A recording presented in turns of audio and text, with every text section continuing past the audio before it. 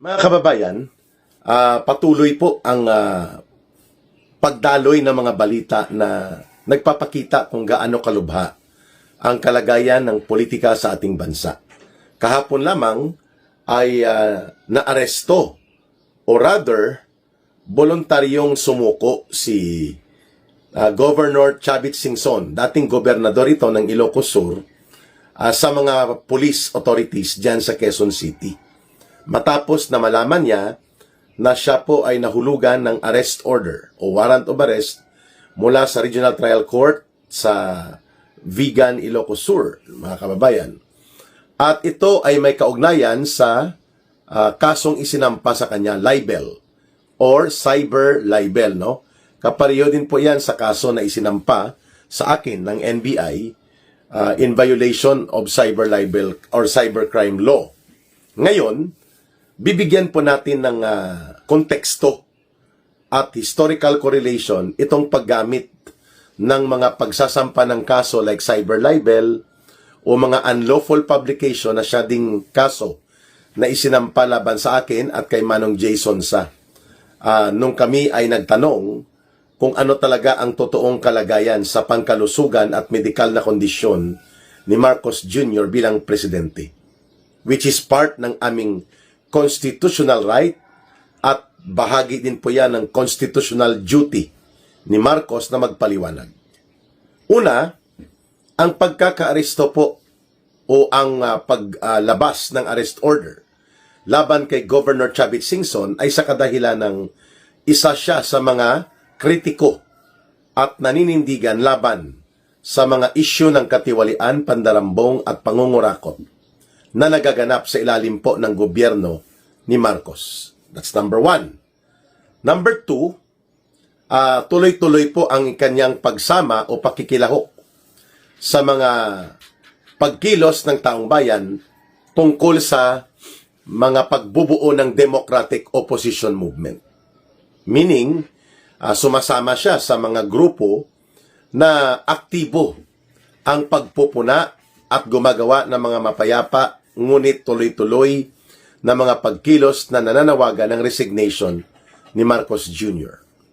Pangatlo, kung bakit siya inaristo, si Manong Chavit Singson po is an influential figure. Mayroon po siyang kakayanan na magbigay ng tinatawag na impact sa kanyang mga pagpapahayag sa mga taong bayan. Meaning, to a certain degree, nakakapag-influensya ng public opinion. Kaya nung kanyang binubunyag na si Sandro Marcos, ang isa sa pinakamalaking nakakuha ng mga insertions, mga flood control, at iba pang mga pundo na hindi na makikita at wala namang konkreto o aktwal na mga proyekto sa Ilocos Norte, mga 11 billion pesos mahigit po ito, pumalag na si Marcos Jr. Walang pag-aalangan na pinangalanan po ni Governor Chavit Singson itong si Sandro Marcos at si Bongbong Marcos na ang mga kontraktor sa Ilocos Norte ay hawak nila pati ang mayor. At ang estimate na inilahad ni Manong Chavit umaabot sa 3 billion mahigit, 3 billion pesos ang kinita ni Sandro Marcos, meaning 1 billion per year, mantakin mo. Kasi 2023, 2024, 2025, yan daw po ay minimum estimate lamang ayon sa mga datos mula sa mga nakalista na proyekto doon sa Cabral Files. Si Martin Romualdez, mga 14 billion pesos po ang makikita kaagad na mga proyekto na napunta sa kanya sa loob lamang ng 2 taon according kay Manong Chavit Singson. So the family enterprise of corruption and plunder, which Governor Chavit Singson alleged and exposed against Bongbong Marcos Jr., yan po ang pinagmulan ng kanilang pagbabanggaan. Hinabol na po ang property dyan ni Manong Chavit Singson matapos siyang lumantad at nanindigan na itinuturo niya na ang punong salaring kriminal o mastermind ay sila Martin Romualdez at sila Bongbong Marcos Jr. at pati ang anak niya ay sangkot, si Sandro Marcos. Matapos po ng kanyang pagbubunyag, si Governor Chavit Singson po ay nagkaroon ng mga problema sa panggigipit sa kanyang property dyan sa may Metro Walk sa may Pasig Ortigas. Is a multi-billion property. At dahil po dyan, ang mga buwis na iniipit sa kanya ay bigla na lang sumulpot. Napakalaki po ng mga siningil sa kanya na buwis. At kung ano-ano pa, may mga plunder cases pa na nagsampa sa kanya. Nung panahon na siya pa ang mayor yata sa Narbacan, Ilocos Sur. At ginamit ang mga personalidad na kalaban niya sa politika mula sa Ilocos Sur. In this particular case na libel, hindi po binanggit ni Governor Chavit Singson kung sino partikular ang complainant. Dahil ang complainant sa cyber libel dapat private. Kaya nga sa amin, dapat ang complainant against me and Manong Jason Sa should have been Marcos Jr., hindi ang NBI. Walang legal standing o personality ang NBI para sila maging complainant. In behalf sa kunwari ay nasaktan ang damdamin ni Marcos Jr., talaga, may damdamin pa ba siya? Parang wala naman. Hindi na maramdaman ng taong bayan ang pagiging presidente niya. So, meaning to say, kilala din po talaga ni Manong Chavit ang complainant. Maybe, in due time, sasabihin niya kung sino ito. Basta ang binanggit niya sa isang interview na natulungan niya rin daw ito one time and hindi niya ini-expect na ang taong ito ay gagamitin nila Marcos Jr. to turn against him. No? So, yun ang banggit niya. Ano po ang historical connotations ng mga ginagawa ni Marcos na kunwari nagbabait-baitan pero hindi siya mabait?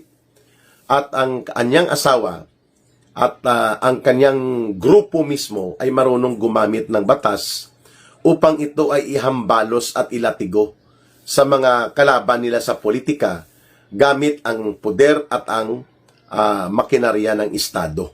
They have the Department of Justice, the NBI, the PNP, the CIDG. Lahat ng yan ginagamit ni Marcos para supilin at paralisahin ang anumang mga pagbabanta ng kritiko na ibulgar o patuloy na manindigan laban sa naghuhumiyaw na iskandalo ng korupsyon at pandarambong sa gobyerno ni Marcos Jr. at nila Romualdez. Una, kung matatandaan po ninyo nang magsimula na ang banggaan sa politika nila Marcos at Romualdez laban sa mga Duterte, una nilang tinarget kaagad po ay ang pagkontrola ng media. Ibig sabihin po, ang mga may-ari ng media at si Martin Tambaloslos mismo, si Romualdez, ay bumili ng maraming mga media at nagkaroon ng controlling shares o media interest sa malalaking network, telebisyon at mga dyaryo. At nagbuo kaagad sila ng maraming trolls na binabayaran according to Senator Marcoleta, hindi bababa sa 1 billion pesos ang budget sa mga keyboard zombies, mga trolls nila Marcos at Romualdez na kontrolin ang public opinion kaagad the moment na nagkaroon sila ng banggaan sa mga Duterte. So nagkaroon na ng media controlling operations kay Romualdez at kay Marcos na bahagi, kaya hindi na sila binibira sa mga balita at ang anggulo ng mga balita puro na papunta sa pagdurog, pagkwestiyon at pag-atake sa mga Duterte. Samantalang ang mga media na ito, before maupo sila Marcos at sila Romualdez sa kapangyarihan noong 2022, very hostile itong mga media na ito. Laban kay Marcos lalo na tinatawag nilang anak ng diktador, anak ng pinakamalalang kawatan o magnanakaw sa kasaysayan ng Pilipinas. At kinampanya pa nila yan para wag iboto. No? Pero ang masa, dahil nga mahal ng mga masa si Duterte, sumakay si Marcos sa ganyan at nagbait-baitan, nagamit niya ang kalokohan sa public opinion at nabaliktad pa niya pabor sa kanya. Kaya siya nakakuha ng mga boto na nagpanalo sa kanya bilang presidente ngayon.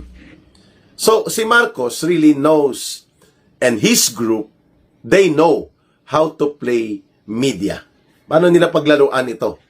So, hindi po ito basta-basta lang na nagagamit lang nila ang batas naiikutan pa nila ang batas. No? Mantakin mo, kung kakotsaba ka nila at kasapakat ka nila sa sindikato at pinagtatakpan mo sila at huwag mong ginagalaw ang kanilang mga pangungurakot at pandarambong, okay ka, wala kang kaso.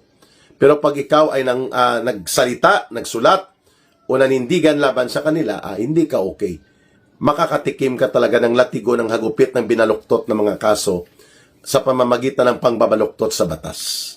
Yan ang ginawa ni Marcos. Kasunod niyan, dinurog niya nila ni Martin Romualdez ang SMNI News na associated kina Pastor Apollo Kibuloy sa Kingdom of Jesus Christ at ito ang naging plataforma ng pagpapahayag nila Pangulong Duterte at ni Vice President Sara Duterte sapagkat hindi man halos landed regularly ang mga pagpapahayag na ginagawa nila Pangulong Duterte at nila Sara Duterte nang magsimula na ang hidwaan nila Marcos at Romualdez laban sa mga Duterte, mas ang inaatake ng mainstream and corporate big media ang mga Duterte. Kaya ang SMNI ang nagserbi na alternatibo na media. At doon, nagkaroon ng programa si Pangulong Duterte, kami po nila Dr. Lorin Badoy may program doon, at iyon ang naging daan kung bakit nagsimula ang pagbubunyag sa mga abuso sa poder at kapangyarihan at ang mga pagsingaw ng pangungurakot na nagaganap sa gobyerno ni Marcos Jr.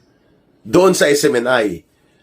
At dahil dyan, nagresulta ito sa pagkakakulong ko at ni Dr. Lorin Badoy ng almost 8 days sa Batasan Pambansa Complex sa Kongreso ni Tambaloslos nang kami ay nagtanong tungkol sa napakalaking mga budget sa travel ng mga kongresista na kontrolado ni Martin Romualdez at ng kanyang asawa na umaabot sa mahigit 2 billion pesos noong 2023 lang alone.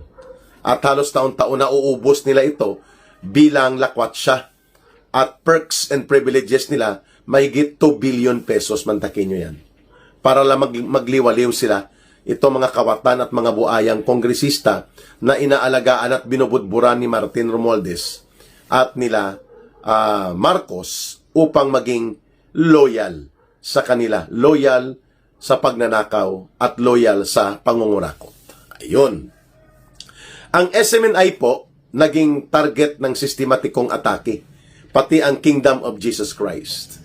Nakita po natin yan, nilusob ng mga 8,000 mga pulis led by Diwata Torre ang compound sa Davao. 2 malalaking compound yon at may mga nasaktan at may namatay pa.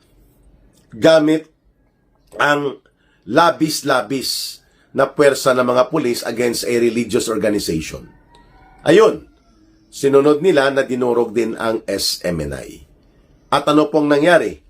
Kahit na may franchise ang SMNI, legally issued by Congress, it is valid until 2042. Ang pagkakalam ko, 2042 pa or 2044, ay hindi po ito binigyan ng permit to operate ng NTC or National Telecommunications Commission under kay Marcos Jr.